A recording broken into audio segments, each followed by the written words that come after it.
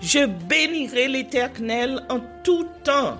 Ses louanges seront toujours dans ma bouche. Oh, j'aime qu'on ait un problème. Et puis qu'elle est content comme ça. Ah, m'pas caché, Dieu.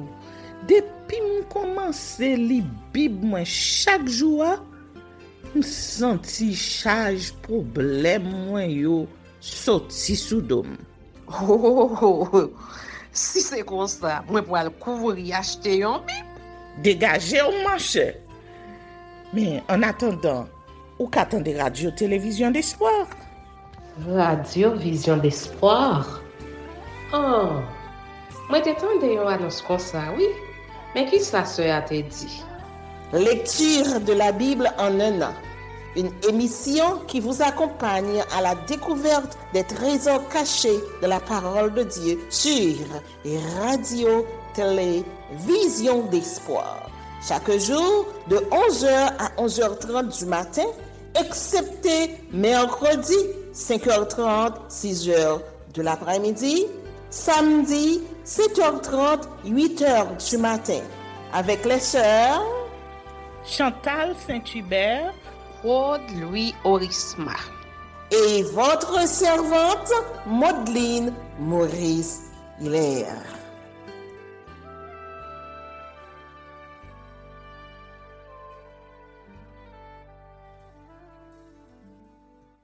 Saint-Esprit de Dieu, fais-nous la grâce de jouir de ta présence durant cette lecture qui enseigne, convainc, corrige, instruit et qui sauve. Au nom de Jésus. Amen.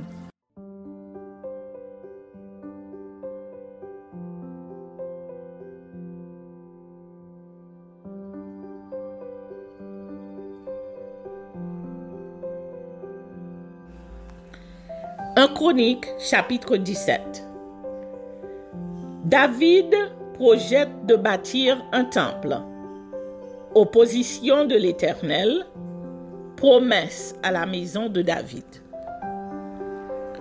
Lorsque David fut établi dans sa maison, il dit à Nathan le prophète, « Voici, j'habite dans une maison de cèdre, et l'arche de l'alliance de l'Éternel est sous une tente. » Nathan répondit à David, « Fais tout ce que tu as dans le cœur, car Dieu est avec toi. » La nuit suivante, la parole de Dieu fut adressée à Nathan.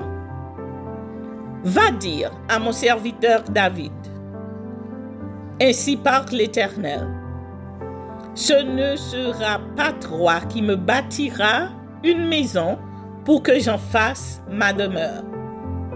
Car je n'ai point habité dans une maison depuis le jour où j'ai fait monter Israël jusqu'à ce jour.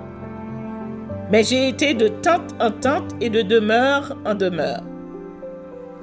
Partout où j'ai marché avec tout Israël, ai-je dit un mot à quelqu'un des juges d'Israël à qui j'avais ordonné de paître mon peuple? Ai-je dit, pourquoi ne me bâtissez-vous pas une maison de cèdre? Maintenant, tu diras à mon serviteur David, ainsi parle l'Éternel des armées. Je t'ai pris au pâturage derrière les brebis pour que tu fusses chef de mon peuple d'Israël. J'ai été avec toi partout où tu as marché, j'ai exterminé tous tes ennemis devant toi et j'ai rendu ton nom semblable au nom des grands qui sont sur la terre. J'ai donné une demeure à mon peuple d'Israël et je l'ai planté pour qu'il y soit fixé et ne soit plus agité, pour que les méchants ne le détruisent plus comme auparavant, et comme à l'époque où j'avais établi des juges sur mon peuple d'Israël. J'ai humilié tous tes ennemis, je t'annonce que l'Éternel te bâtira une maison. Quand tes jours seront accomplis et que tu iras auprès de tes pères, j'élèverai ta postérité après toi, l'un de tes fils, et j'affermirai ton règne. Ce sera lui qui me bâtira une maison, et j'affermirai pour toujours son trône. Je serai pour lui un père, et il sera pour moi un fils. Et je ne lui retirerai point ma grâce, comme je l'ai retirée à celui qui t'a précédé. Je l'établirai pour toujours dans ma maison et dans mon royaume, et son trône sera pour toujours affermi. Nathan rapporta à David toutes ces paroles et toute cette vision. Et le roi David alla se présenter devant l'Éternel et dit: Qui suis-je, Éternel Dieu? Et quelle est ma maison pour que tu m'aies fait parvenir où je suis? C'est peu de choses à tes yeux, ô Dieu. Tu parles de la maison de ton serviteur pour les temps à venir. Et tu daignes porter les regards sur moi à la manière des hommes, toi qui es élevé, Éternel Dieu. Que pourrait te dire encore David sur la gloire accordée à ton serviteur? Tu connais ton serviteur. Ô Éternel, c'est à cause de ton serviteur et selon ton cœur que tu as fait toutes ces grandes choses pour les lui révéler. Ô Éternel, nul n'est semblable à toi, et il n'y a point d'autre Dieu que toi, d'après tout ce que nous avons entendu de nos oreilles. Est-il sur la terre une seule nation qui soit comme ton peuple d'Israël, que Dieu est venu racheter pour en former un peuple, pour en former son peuple, pour te faire un nom et pour accomplir des miracles et des prodiges en chassant les nations devant ton peuple que tu as racheté d'Égypte? Tu as établi ton peuple d'Israël pour qu'il fût ton peuple à toujours. Et toi, Éternel, tu es devenu son Dieu. Maintenant, ô Éternel, que la parole que tu as prononcée sur ton serviteur et sur sa maison subsiste éternellement et agit selon ta parole. Qu'elle subsiste afin que ton nom soit à jamais glorifié et que l'on dise: l'Éternel des armées, le Dieu d'Israël, est un Dieu pour Israël. Et que la maison de David, ton serviteur, soit affermie devant toi. Car toi-même, ô Dieu, toi-même, ô mon Dieu, tu as révélé à ton serviteur que tu lui bâtirais une maison. C'est pourquoi ton serviteur a osé prier devant toi. Maintenant, ô Éternel, tu es Dieu et tu as annoncé cette grâce à ton serviteur. Veuille donc bénir la maison de ton serviteur afin qu'elle subsiste à toujours devant toi, car ce que tu bénis, ô Éternel, est béni pour l'éternité.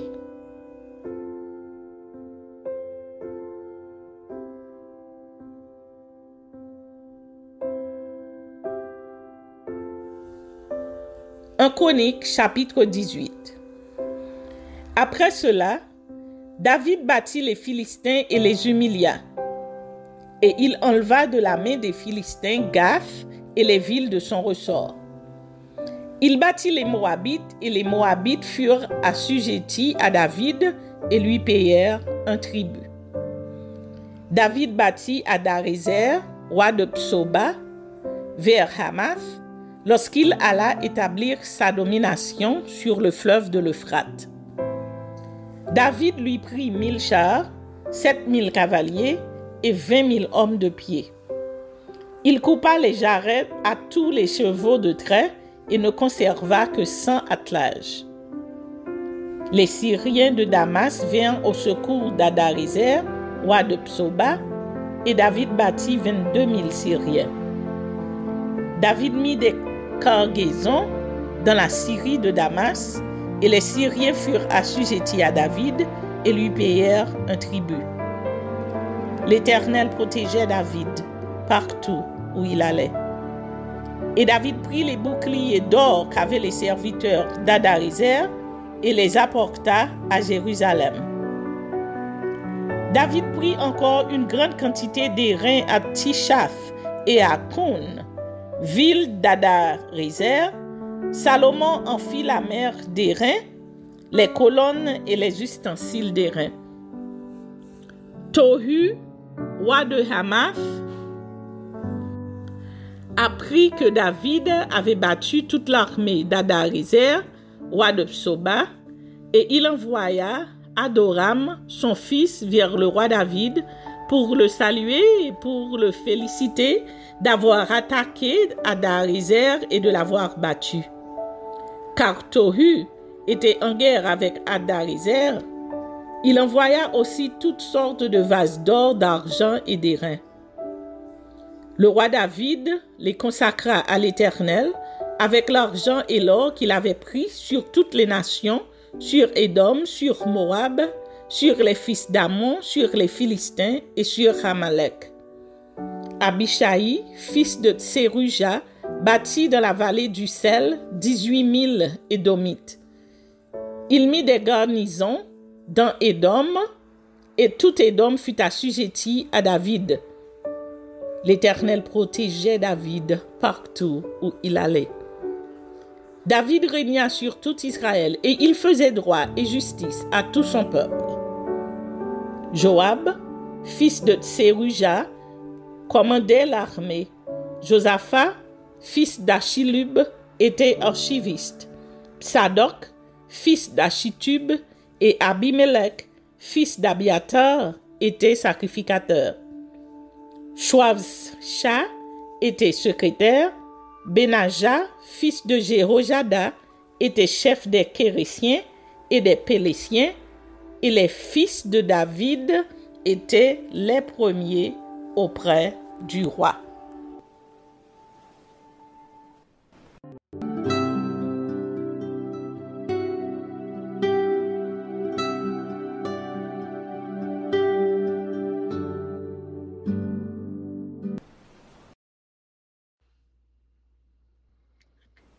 Ézéchiel chapitre 1er. Vocation d'Ézéchiel. La 30e année, le 5e jour du 4e mois, comme j'étais parmi les captifs du fleuve du Kébar, les cieux s'ouvrirent et j'eus des visions divines. Le 5e jour du mois, c'était la 5e année de la captivité du roi Joachim. La parole de l'Éternel fut adressée à Ézéchiel, fils de Buzi, le sacrificateur dans le pays des Chaldéens, près du fleuve du Kébar, et c'est là que la main de l'Éternel fut sur lui. Je regardai, et voici, il vint du septentrion un vent impétueux, une grosse nuée, et une gerbe de feu qui répandait de tous côtés une lumière éclatante, au centre de laquelle brillait comme de l'airain poli sortant du milieu du feu. Au centre encore apparaissaient 4 animaux dont l'aspect avait une ressemblance humaine. Chacun d'eux avait 4 faces et chacun avait 4 ailes. Leurs pieds étaient droits et la plante de leurs pieds était comme celle du pied d'un veau. Ils étincelaient comme de l'airain poli. Ils avaient des mains d'hommes sous les ailes à leurs 4 côtés, et tous les 4 avaient leurs faces et leurs ailes. Leurs ailes étaient jointes l'une à l'autre. Ils ne se tournaient point en marchant, mais chacun marchait droit devant soi. Quant à la figure de leur face, ils avaient tous une face d'homme, tous 4 une face de lion à droite, tous 4 une face de bœuf à gauche et tous 4 une face d'aigle. Leurs faces et leurs ailes étaient séparées par le haut. 2 de leurs ailes étaient jointes l'une à l'autre et 2 couvraient leur corps. Chaque marchait droit devant soi, Ils allaient où l'esprit les poussait à aller, et ils ne se tournaient point dans leur marche. L'aspect de ces animaux ressemblait à des charbons de feu ardent. C'était comme l'aspect des flambeaux, et ce feu circulait entre les animaux. Il jetait une lumière éclatante, et il en sortait des éclairs. Et les animaux couraient et revenaient comme la foudre. Je regardais ces animaux, et voici, il y avait une roue sur la terre, près des animaux, devant leurs quatre faces. À leur aspect et à leur structure, ces roues semblaient être en chrysolite, et toutes les quatre avaient la même forme. Leur aspect et leur structure étaient tels que chaque roue paraissait être au milieu d'une autre roue. En cheminant, elles avaient de leurs quatre côtés et elles ne se tournaient point dans leur marche. Elles avaient une circonférence et une hauteur effrayantes, et à leur circonférence, les quatre roues étaient remplies d'yeux tout autour. Quand les animaux marchaient, les roues cheminaient à côté d'eux. Et quand les animaux s'élevaient de terre, les roues s'élevaient aussi. Ils allaient où l'esprit les poussait à aller, et les roues s'élevaient avec eux. Car l'esprit des animaux était dans les roues. Quand ils marchaient, elles marchaient. Quand ils s'arrêtaient, elles s'arrêtaient. Quand ils s'élevaient de terre, les roues s'élevaient avec eux, car l'esprit des animaux était dans les roues.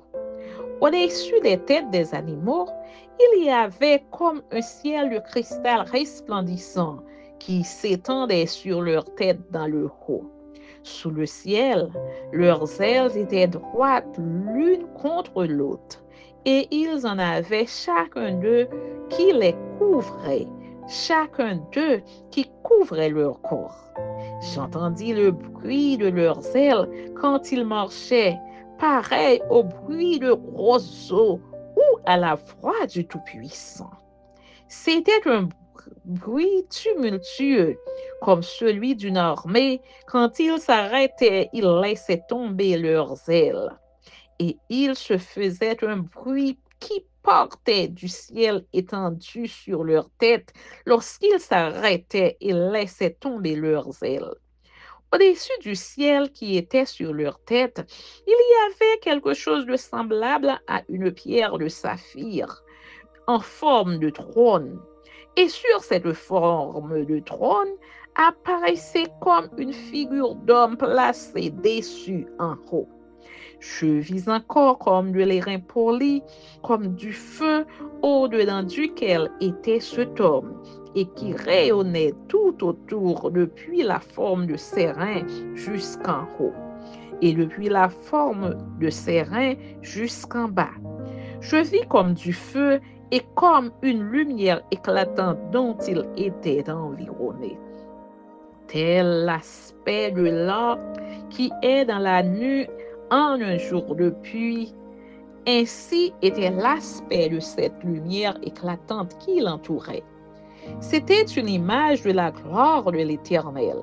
À cette vue, je tombai sur ma face et j'entendis la voix de quelqu'un qui parlait.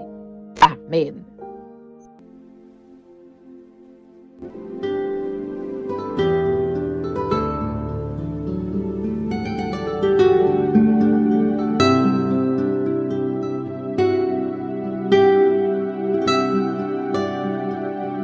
Merci Seigneur de nous donner le discernement dans la lecture de ta parole, que nous y prêtions attention afin d'appliquer notre cœur à la sagesse. Amen. Que celui qui a des oreilles pour entendre, entende, et que celui qui lit fasse attention.